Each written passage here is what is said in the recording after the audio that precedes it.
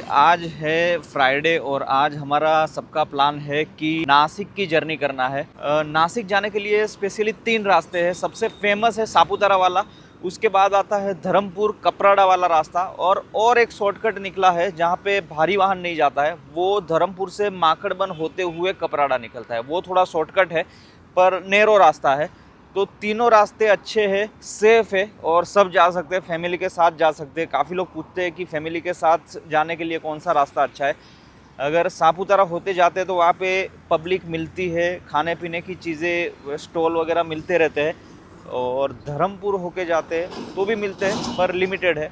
और माकड़बन वाला जो रास्ता है वहाँ पे थोड़ा नैरो रास्ता है और वहाँ पे ऑप्शंस कम मिलेंगे। फ़िलहाल मैं हूँ ये बोरिया टोल टैक्स के पास और यहाँ से हम चिखली होते हुए खैरगांव वाले रास्ते से चले गए धर्मपुर की तरफ। चिखली होते हुए धर्मपुर की तरफ अभी दीदी के वहाँ पे थोड़ा काम है, वहाँ पे थोड़ी देर मिल के फिर धर्मपुर निकलेंगे। तो पहले जाएंगे चिखली, है ना गलू? कौन सा चिखली? वहाँ फिया। तो चलते हैं चिखली की तरफ। અત્યારે ચીખલીમાં દીદીને મળીને હવે આપણી જર્ની ચાલુ થશે ધરમપુર તરફ, કારણ કે સાપુતારાવાળો રસ્તો ક્રાઉડેડ રહે છે અને ટુરિસ્ટ પ્લેસવાળો છે એટલે અમે મોસ્ટલી અવોઇડ કરીએ છીએ। સાપુતારામાં એટલી મજા નથી। ધરમપુરવાળો રસ્તો થોડો સિનિક છે અને ક્રાઉડ પણ ઓછું રહેશે અને મજા આવે એવો રસ્તો છે। તો તમે પણ જાઓ તો ધરમપુરવાળો રસ્તો વધારે ચૂઝ કરો। तो अभी धर्मपुर आने वाला है और अभी क्रिस का भी फ़ोन आया था, वो 4 रास्ते के पास मिलने रुकने वाला है। तो उससे भी मिल लेंगे, आगे का रास्ता भी पूछ लेंगे कैसा रास्ता है महाराष्ट्र का है, उसको आइडिया होगा कि लास्ट टाइम तो बारिश होती थी तो रास्ते खराब हो जाते थे। अभी रास्ते में थोड़ा सुधार है। तो भाई અત્યારે ક્રિસ અને ચૈતન્ય જો ખોવાઈ ગયો તો ઘણા સમયથી અત્યારે મળી ગયો છે। તો ધરમપુરમાં પહોંચી ગયા છીએ અને એક ખુશખબરી છે એ रिवील કરશે કોના બ્લોગમાં? अभी पहले अभिनव भाई को बोला है, वो रिवील करेंगे अभी करेंगे।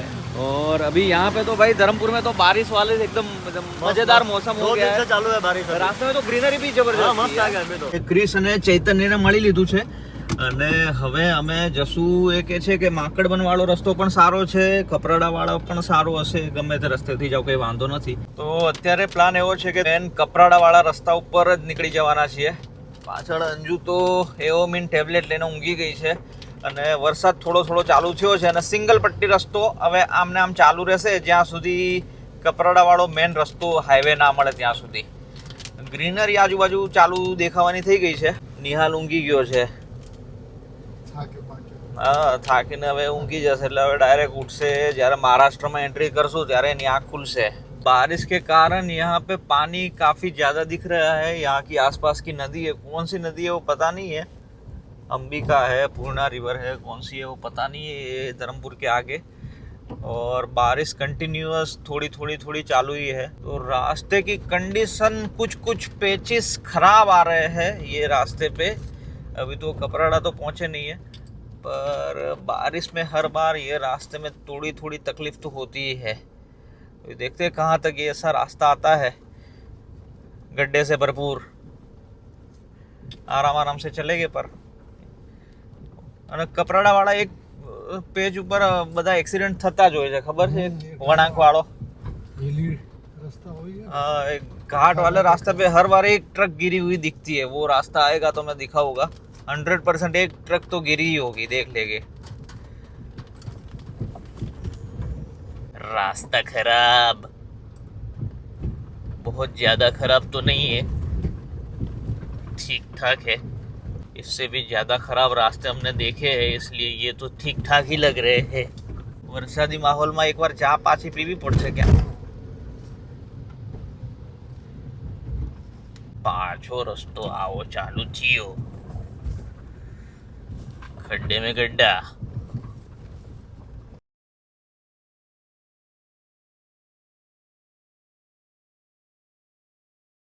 તો અત્યારે ધરમપુર ક્રોસ કરીને આગળ એક નાના ગામમાં અમે રોકાયા છીએ અને તમે જોયું કે બાજુમાં જ એક ટ્રેક્ટરથી ખેતી થઈ રહી છે અને ઘણા બધા ટ્રકો આ રસ્તા ઉપરથી જતા હોય છે અને વરસાદ ચાલુ છે અને આગળ ક્યાંક હોલ્ડ કરીશું ચા માટે અને ધીરે ધીરે જઈએ.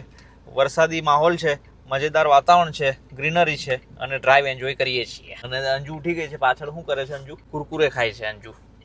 છુપા છુપી. હા, કહેતી પણ નથી.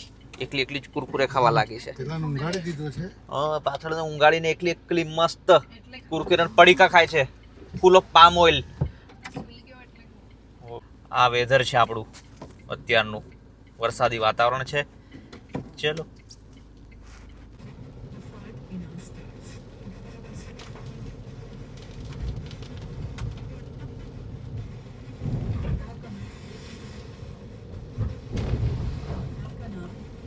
भाई, यहाँ से घाट एरिया शुरू हो जाएगा. हर बार यहाँ पे कहीं पे तो ट्रक पलटी खाती हुई हमने देखी है. जितनी भी बार आए यहाँ पे एक ट्रक की तो ब्रेक फेल हुई है. तो इस बार देखते हैं कोई ट्रक में कुछ दुर्घटना घटी है कि नहीं घटी है. बाकी रास्ते तो अब सीमेंटेड बन गए, पहले तो रास्ते भी खराब हुआ करते थे. ये देखो घाट पूरा चालू हो गया है यहाँ पे. इस बार नहीं दिखी कोई ट्रक. हाँ है. एक तो वही है जी यहाँ ट्रक. कुछ ना कुछ दुर्घटना तो घटी हुई होती है हर बार. ये रास्ता ही कुछ साबित है. जितनी भी बार आते हैं एक ट्रक का कुछ ना कुछ हुआ होता है. और कपराड़ा यहाँ से 4 किलोमीटर दूर है. और 4 किलोमीटर बाद सुथारपाड़ा में हम महाराष्ट्र में एंटर हो जाएंगे. यही घाट पे दूसरा एक ट्रक ये सामने गिरा हुआ है. देखो, हर बार ये रास्ते पे हमें कुछ ना कुछ होता ही है. तो ये पिछले 10 सालों से हम नोटिस कर रहे हैं कि यहाँ पे कुछ ना कुछ गड़बड़ी वाला रास्ता है. ये हमारे हिसाब से तो ये साबित रास्ता घोषित कर देना चाहिए. હું કેવું પપ્પા?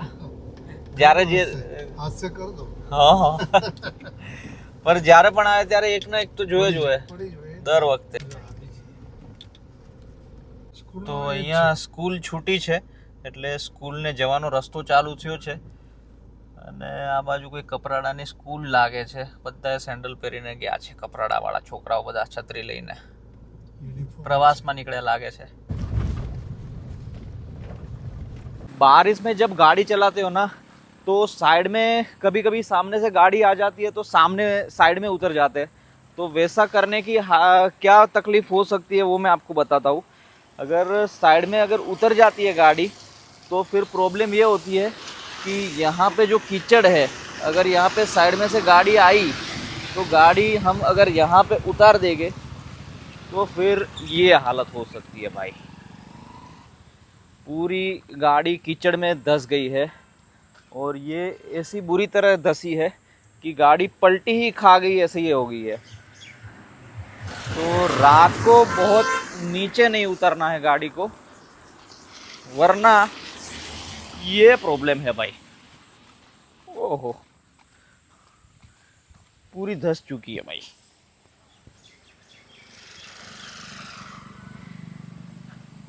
लोडेड होती तो पलटी खा जाती, पर लोडिंग नहीं है इसलिए बच गई है. तो भाई आगे ट्रैफिक जाम है. ट्रैफिक होने के कारण हमने ये दूसरा डिटोर रास्ता लिया हुआ है, क्योंकि आगे तो 2 घंटे का जाम दिखा रहा था. और बादल अभी देखिए, बादल एकदम भरचक बारिश होने वाली है ऐसा लग रहा है. अभी कहाँ से बारिश स्टार्ट होगी वो पता नहीं. बाकी सिंगल पट्टी रास्ता है, कोई गांव में होते हुए जाना पड़ेगा. तो આ એક ડિટોર રસ્તો છે સાંકડો, અને સામે એક મંદિર દેખાય છે. એ બાજુ આપણે જવાનું છે. આ બાજુ યુટર્ન માર લઈએ. રસ્તો સાંકડા રસ્તા પરથી નવો રસ્તો એક્સપ્લોર કરવા મળશે આજે ગામમાં થઈને. સામે વાદળો દેખાય છે. तो भाई अभी रास्ता दूसरे रास्ते पे चढ़ गए हैं. रास्ता कोई है नहीं. अभी हम जाएंगे वो रास्ते पे. यहाँ पे घर पे तो कोई है नहीं.